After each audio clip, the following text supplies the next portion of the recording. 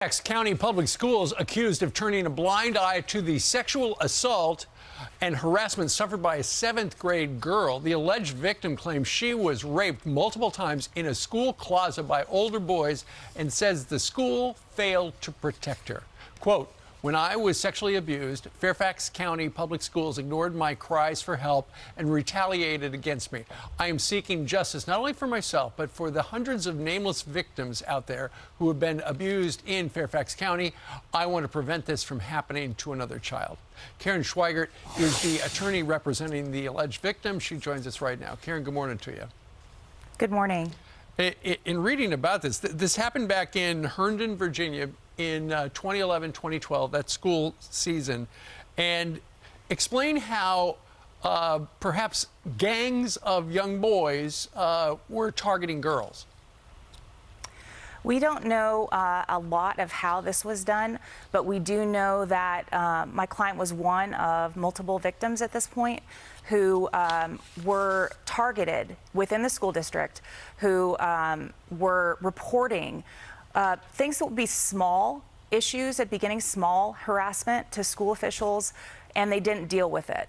They swept it under the rug. They called it boy-girl issues. They minimized it, and then that emboldened her perpetrators, and it made it so that eventually it just kept escalating and escalating, and she knew at that point when it was escalating, when they didn't deal with the small things, they weren't going to deal with the big things. And so she felt helpless. And this went on for months before finally her parents were able to figure out what was going on. Yeah, part of your filing cites how several MS-13 gang members who were teenagers at the time had been establishing a prostitution clientele within the Hispanic community and construction workers until their eventual indictments for human and sex trafficking. Does that describe what your client went through? She was the victim of rapes within the school district, within her school. I mean, the truth is, this is such a traumatic time for her. She knows what happened to her. We don't know all the details yet. That's part of what this process is these details need to come to light. We need to know what really happened.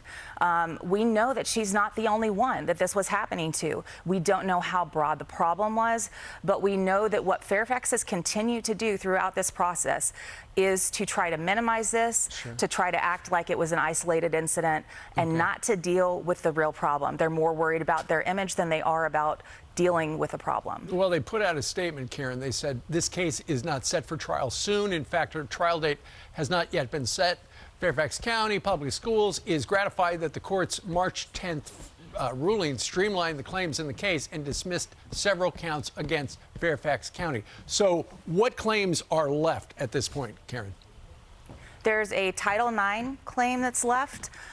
There is gross negligence claim. There are also some individual claims against some of the administrators at the school. And I think that one of the important things about this case is right now my client as a victim is moving forward with a pseudonym. So she is BR within the filings. Right. The court also gave the people who are the perpetrators, the people who turned the blind eye, pseudonyms in this case. These are individuals who are more than likely still teaching at Fairfax County schools. Wow. They're still administrators. And parents, they have no idea that these people who already didn't listen to students when they were hurting could be doing the same thing again. Part of the awareness that we want to raise here is that parents should be looking for these same signs in their kids. We don't know how long this has been going on, and we want to make sure that it doesn't happen to another student. Well, they are sensational allegations. It'll be great to get to the bottom of it. Karin Sweigart, representing the alleged victim, we thank you very much for joining us today from California to tell the story. Thank you. All right.